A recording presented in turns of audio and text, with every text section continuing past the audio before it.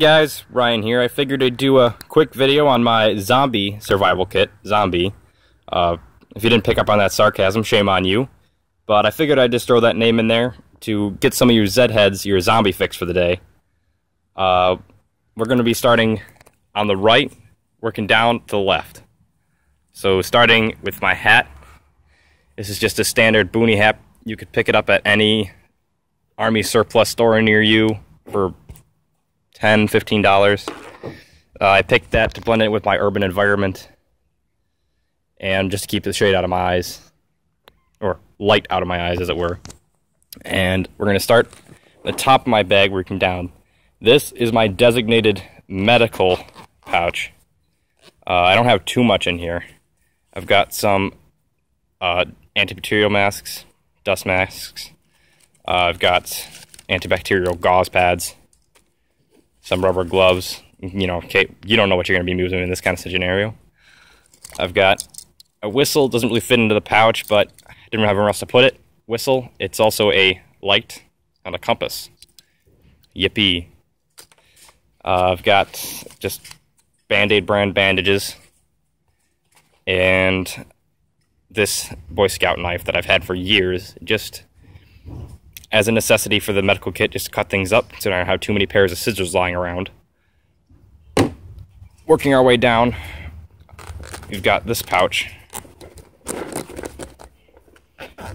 It's full of a bunch of miscellaneous things. I've got this pair of work gloves that I did cut the fingertips off for a little bit of added dexterity. They're leather palmed. These are about $8. Not the best. I'd recommend getting something better, but if this is all you can afford, go for it. I've got this pair of scissors to go along with my medical kit previously stated, and any other needs you might come into. I've got pencils, pens, a Sharpie, just for marking things in case I'm making a small shelter, flint and steel for obvious reasons. If you don't know, it's making fire. Ooh. I've got the screwdriver. You don't know what you're going to be taking apart. You might need to get batteries out of something. If some of your equipment goes down, never know. Nice to have. And in here, I've got another flint. Steel can be used as a knife blade. This one's a little finicky. It's more of a backup than anything else. Down here, I've got a fresh roll of electrical tape. Again, you never know when you're going to need this. Building a shelter or anything like that. Over here, I've got measuring tape. Another thing for shelter. I guess you could call this my shelter bag, shelter pouch or whatever. Measuring tape, standard. Now, for another means of fire, I know you guys are probably going to give me some criticism on this one. A magnifying glass. Ever since you're little, you know, oh, you can burn ants with a magnifying glass. Well, why can't I start a fire? You get some good kindling, and you have patience, and hopefully it's during the day. You can get a pretty good fire going with one of these. I've done it a couple times.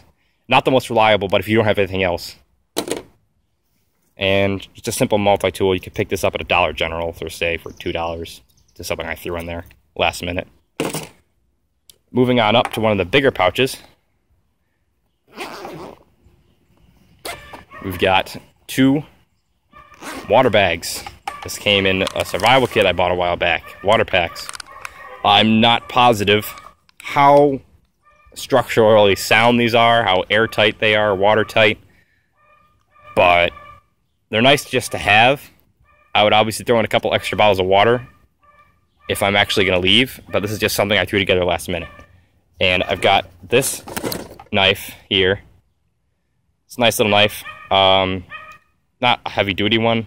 It's very sharp. You can use it for a multitude of tasks, and the handle and the blade has no wobble to it. The handle's very strong, made out of a good steel. And next up, we have this flashlight. And this is one of my favorite things in the world. Ooh. Yeah. Never going to run out of batteries with this one, guys. Also, it doesn't shine very bright. I have other flashlights. This is just a last-ditch flashlight.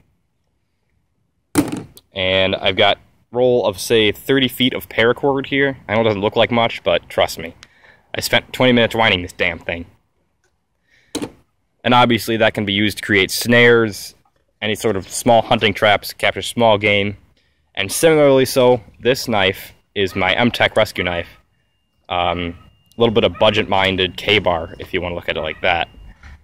It's very sharp. I put a really nice edge on it. Could be used for skinning and just chopping, batoning. Don't do too much with it. It is only a $10 knife, but it's a good little knife for the money, and I definitely not mind it in my bag. And we've just got a standard mess kit I've had for years, you know, Boy Scouts and such. And I think that's it in that pouch. Yep, nothing else. Moving on to the main pouch. Get this damn thing open. And this backpack is the Condor Modular Assault Pack. I believe that's what it's called.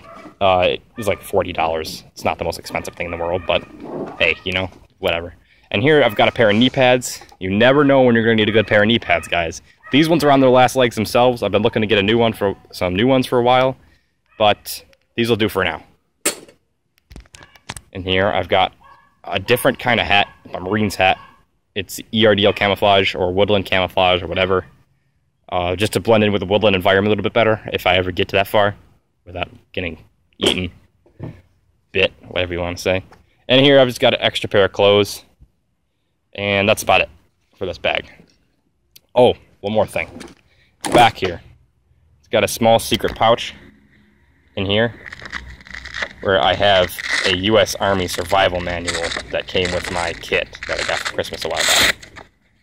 And it is a thick, heavy-duty, waterproof manual. It is nice. It'll definitely serve me well in a zombie apocalypse. Alright, moving on to my rig, my chest rig, or plate carrier, whatever you want to call it, even though it's not carrying plates. And first, I've got this nice pair of gloves. A lot of people overlook hand protection in this kind of situation, but a lot of the encounters you're going to be having with the zombies are up close and personal. And the carbon fiber knuckles, of course, definitely get a little bit of extra added power if you're trying to just knock them off you, lose your weapons. And scratch protection, you know, all that.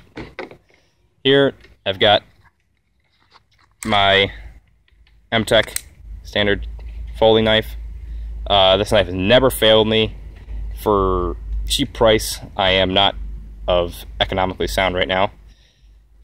Cheap price, good knife, never failed me, very sharp. Wouldn't leave home without it. Of course, I'm going to throw that in there. Just got a carabiner in case I have to strap something on there. You never know. And here, we'll get to these later. These go with something else. And another thing a lot of people overlook is eye protection. Eye protection. You don't want to get any of that zombie gunk in your eyes. You're smashing their heads in, blowing their brains out. You don't want any of that in your eyes. I can say it similarly with the mouth, but we'll get to that in a little bit. And here, I've just got a standard flashlight. Not very bright. I need to put some new batteries in it. Makeshift. It's got Tyvek tape on it. In here, I've got an Allen Wrench multi-tool. Obviously, useful for a multitude of things. And I've got the 6 M4 mag pouches, or AR-15 pouches. And this is just in case. I do live pretty close to a National Guard base. So if I can get my hands on an M4 carbine or an M16 or anything like that, I've got the pouches for the magazines, ammunition, definitely a need. And here I've got this interesting little tool where this cap screws off, and inside I've got some waterproof matches. Bitch, get off, so I'm not taking it off right now. It's got a temperature gauge. Doesn't really work fantastically well.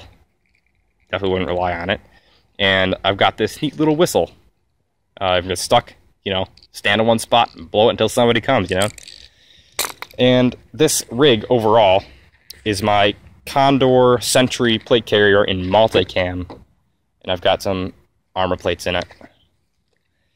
And here, strapped to it, I've got my Cold Steel Kukri, Royal Kukri, and this is my pride and joy. I have had so much fun with this thing. Yeah. Not to mention, you don't need to worry about this sucker getting stuck in a zombie. You know why? You don't swing for the head. You swing for the damn neck. You chop their freaking head off. Get all that gore in your mouth and your eyes. Eye protection. Definitely a need. Alright, now going under it, I've got something a lot of people wouldn't think of. My wallet. Got my ID, and I've got some cash in there, because you never know what people will accept as payment for things when you're on the run. And you never know when you need your identification for military checkpoints or anything like that. So moving this out of the way. I've got my Condor Alpha 2 fleece jacket in black. I chose the black because it's not too conspicuous. It's not camouflage where somebody's going to stop you. If I have to ditch my carrier and take these patches off, because obviously those look pretty military, take these patches off, I can blend in with the civilian population, unarmed. I can hide quite a few things under here. It's got a lot of pouches on the inside and the outside. It's a nice jacket overall, and it'll definitely keep you warm in spring to mild winter conditions. Over here, I've got my Crosman pellet gun, break barrel. Living in New York, it's kind of hard to get my hands on a semi-automatic sporting rifle or any other weapons like that. And since our family doesn't have a lot of money, I just bought this as my own little personal small game gun, going along with my knife earlier, my K-bar, for skinning squirrels, rabbits, anything like that that's around here. And here I've got rocket pellets with brass tips. I don't really know what these are for. I mainly use them for target practice, but they're definitely useful for squirrels. And these are for a little bit bigger stuff. These are polymer-tipped red fire pellets. I took down a couple raccoons in my backyard with these suckers. Only one shot. Pretty powerful. And not to mention, you get somebody in the side of the head with this sucker, right in the thin part of the skull, yeah, they're going down. This thing shoots at 1250 FPS. That's ridiculous for a break barrel pellet gun. And it's got a 4x32 zoom scope on there. Nothing too fancy, just a center point I tossed on it. And here I've got my belt rig, which isn't much, it's just a med kit. This is almost the identical to the med kit that was over here in my bag. But in here I've got a little bit more of everything. And this I mainly run just in case I get separated with my bag. If I get separated with my bag, at least I'm wearing my belt and I have this med kit in case I or anybody around me gets injured. In here I've also got an extra ace bandage in case I sprain my wrist or something. Knowing me, I probably would. I'm that dumb. And I've got some medical tape. Never know when you're going to need that. Another roll of medical tape in there. Moving that to the side, I already said I've got my Crosman break barrel action pellet gun. I could